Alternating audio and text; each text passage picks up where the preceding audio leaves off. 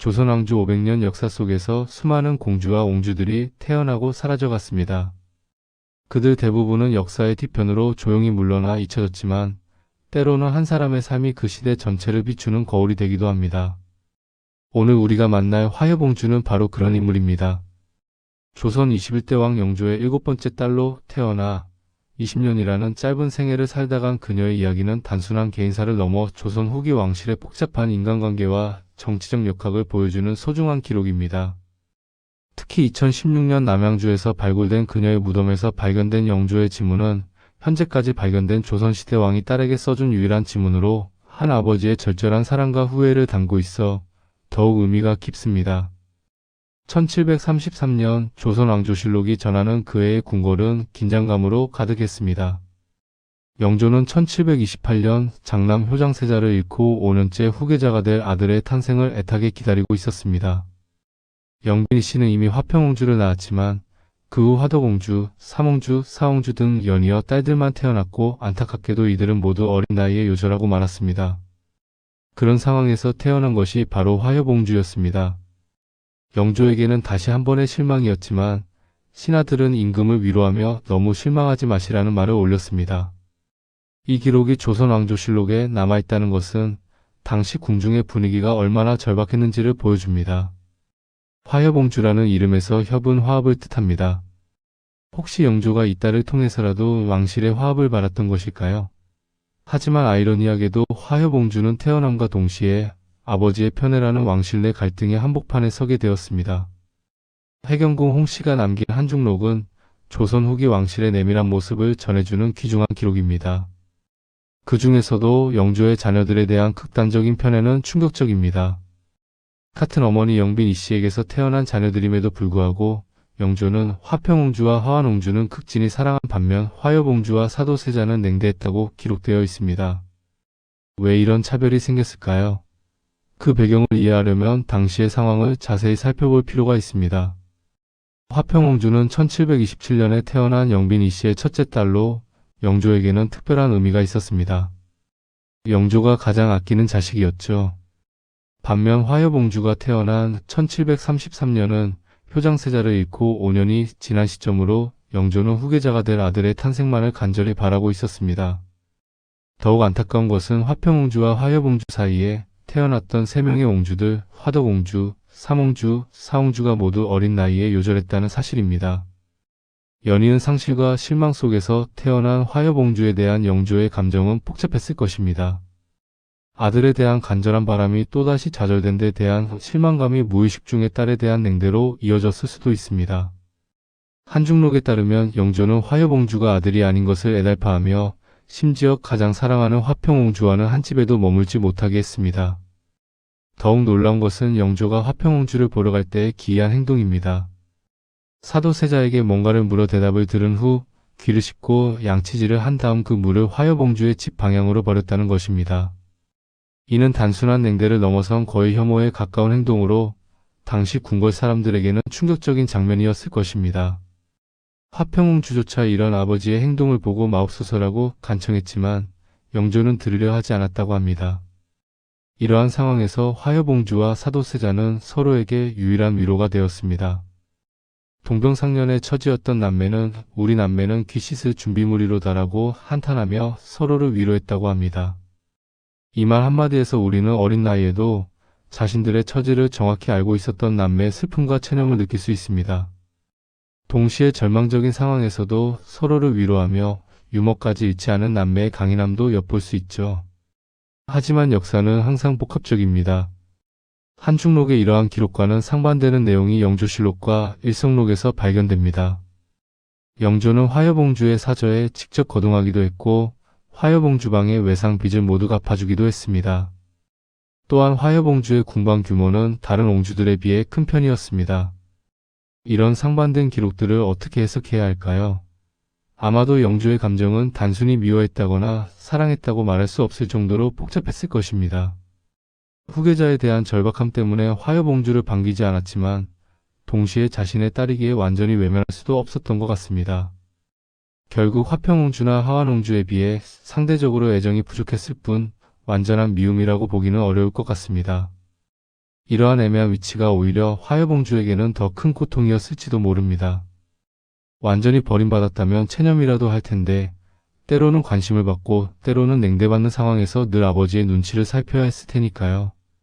화여봉주가 담백하고도 고요하여 조금도 관여하는 바가 없었다고 기록된 것도 이런 복잡한 상황에서 스스로를 보호하기 위한 방어기제였을 수 있습니다. 1743년 2월 18일 화여봉주는 11살의 나이로 옹주에 책봉되며 화엽이라는 작고를 받았습니다. 이어서 혼인 준비가 시작되었는데 이 과정에서 흥미로운 논쟁이 벌어졌습니다. 당시 화여봉주와 사도세자는 2살 차이였는데 혼인의 순서를 두고 영조와 신하들 사이에 의견 차이가 있었습니다. 신하들은 장차대를 이을 세자이므로 민간에서처럼 태어난 순서를 따지면 안 된다고 여겼습니다. 하지만 영조는 달랐습니다. 세자의 지위는 남들과 다르지만 형제간의 순서는 뛰어넘을 수 없다며 누나인 화여봉주의 혼인 날짜부터 먼저 잡으라고 결정했습니다. 이는 영조의 독특한 가족관을 보여주는 사례입니다. 왕실의 격식보다는 민간의 예를 따르겠다는 영조의 의지는 화여봉주에 대한 나름의 배려였을 수도 있습니다. 실제로 영조는 전국에 금올령을 내려 11세부터 13세까지의 소년들 중에서 부마를 선택하기 위한 준비를 철저히 했습니다. 3차례의 간택을 거쳐 경기감사 신만의 아들 신광수가 부마로 선택되었습니다. 1743년 윤사월 28일 화여봉주는 가래를 올렸습니다. 하필 그 해에는 극심한 가뭄이 닥쳤지만 더 이상 혼인을 미룰 수 없는 상황이어서 혼례식은 검소하게 치러졌습니다. 화여봉주의 남편이 된 신광수는 안타깝게도 인품이 좋지 못한 인물이었습니다. 영조 37년 관하에서 일하는 서리를 폭행하여 영조가 파직을 명할 정도였고 지나치게 재물을 탐하는 문제도 있었습니다. 조선시대 부마들이 이런 문제를 일으키는 것은 드물지 않았지만 화여봉주와 각별한 사이였던 사도세자는 신광수를 극도로 미워했습니다. 한중록에는 사도세자가 신광수의 아버지 신만이 자신을 참소한다고 생각하여 그 정승복 없고 밉다고 하며 나중에는 신광수를 잡아다가 죽이려고까지 하는 모습이 나옵니다. 사도세자는 신광수를 잡아온다 죽인다는 소리를 달고 살았고 실제로는 죽이지 못했지만 대신 신광수의 관복, 조복, 군복과 각종 기구들을 가져다가 불태우고 박살냈다고 기록되어 있습니다. 이러한 기록들은 사도세자가 누나인 화여봉주를 얼마나 아꼈는지를 보여줍니다. 동시에 신광수라는 인물이 얼마나 문제가 많았는지도 알 수 있습니다. 화여봉주 입장에서는 아버지의 사랑도 받지 못하는 상황에서 남편마저 문제가 많으니 얼마나 힘들었을까 싶습니다. 화여봉주는 1753년 20세의 젊은 나이에 홍역으로 세상을 떠났습니다. 영조가 직접 쓴 어제와 협봉주지문에는 딸의 임종 직전 상황이 생생하게 기록되어 있습니다. 작년 겨울 25일 특별히 화엽을 보러 간 일이 있었다. 내가 온다는 소식을 듣고 좌우에 음식을 갖추어 나를 대접하라고 명하고는 시자로 하여금 내가 왔는지 물었다. 영조는 딸의 마지막 순간들을 자세히 기록했습니다. 화여봉주는 아버지가 온다는 소식을 듣고 음식을 준비하라 명했지만 막상 영조가 도착했을 때는 이미 의식을 잃은 상태였습니다. 화여봉주는 아마도 나를 속이는 것이로다라고 중얼거리며 나는 지금 이끌하겠노라고 3번이나 말했지만 영조의 부름에는 응답할 수 없었습니다.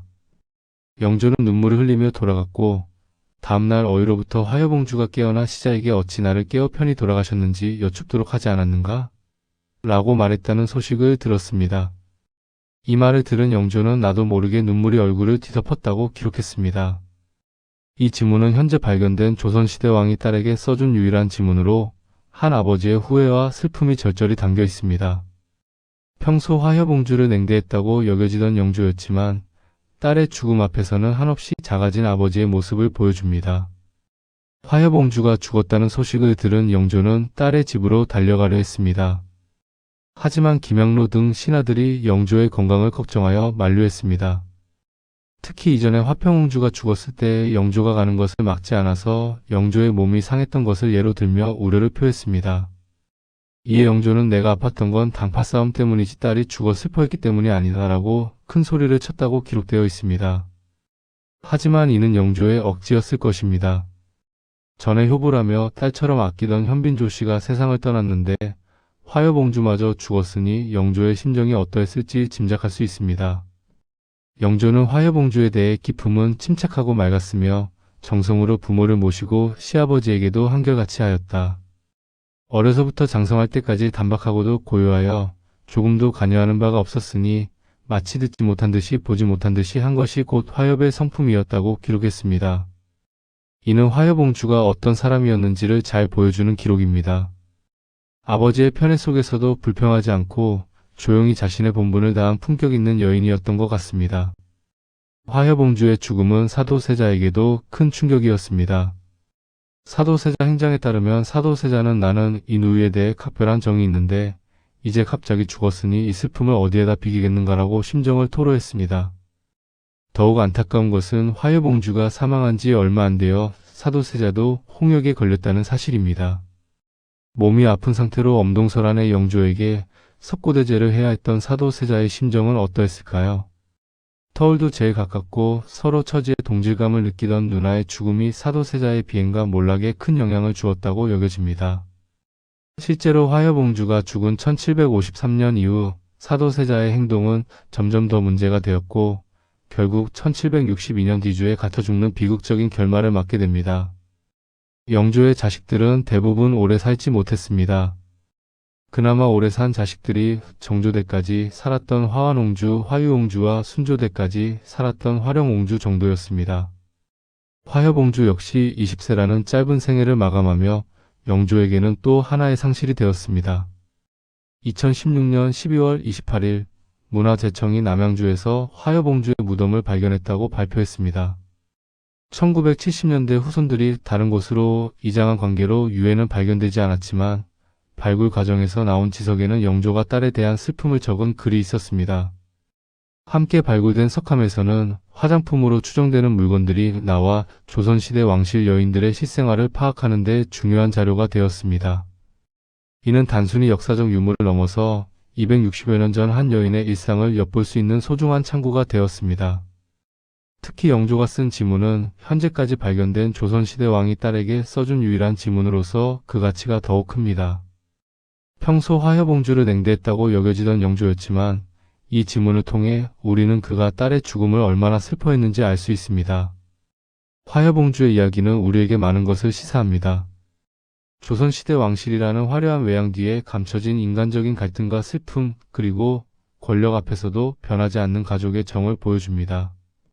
아버지의 편애 속에서도 품격을 잃지 않았던 화여봉주, 누나를 각별히 아꼈던 사도세자, 그리고 딸의 죽음 앞에서 후회하는 영조의 모습은 시대를 초월한 인간의 보편적 감정을 보여줍니다. 2016년 화여봉주 무덤의 발굴로 인해 잊혀졌던 한 여인의 삶이 다시 주목받게 되었습니다. 한국전통문화대학교와 코스맥스가 협력해 화여봉주의 화장품을 재현하는 등 다양한 문화행사도 열렸습니다. 260여 년 전 20세의 나이로 세상을 떠난 한 여인의 이야기가 오늘날까지 우리의 마음을 울리는 이유는 무엇일까요? 그것은 아마도 시대와 신분을 초월한 인간의 보편적 감정 때문일 것입니다.